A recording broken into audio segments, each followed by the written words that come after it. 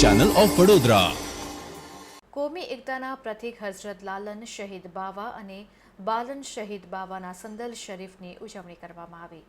વડોદરા શહેરના પાણીગેટ ખાતે આવેલ ગૌરવ સોસાયટીમાં કોમી એકતાના પ્રતીક હઝરત લાલન શહીદ બાવા અને બાલમ શહીદ બાવા આજે મગરબની નમાઝ પછી ખાદિમ ગુલામ કાદર બાપુની આગેવાનીમાં તેમના હાથથી પેશ કરવામાં આવ્યો હતો। આ દરગાહ ઉપર હિન્દુ મુસ્લિમ ભાવિક ભક્તો ઉમટી પડ્યા હતા।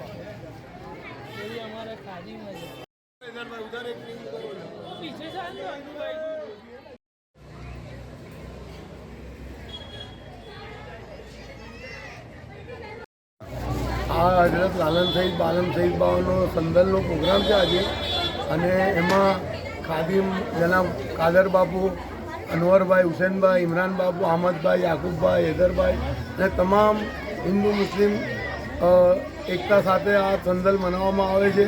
અને આ દરગાહ પર તમામ કોમના લોકો આસ્થા રાખે છે અને એમની મનોકામના, એમની મન્નત બાવા અવશ્ય પૂરી કરે છે। કેટલા વર્ષથી કરો પ્રોગ્રામ? આ લગભગ સમજો ને, આ સોસાયટીનો ઉદય નતો થયો એના પહેલાંથી ચાલે છે। વર્ષો આજે લગભગ 150-200 વર્ષ પહેલાંથી ચાલે છે।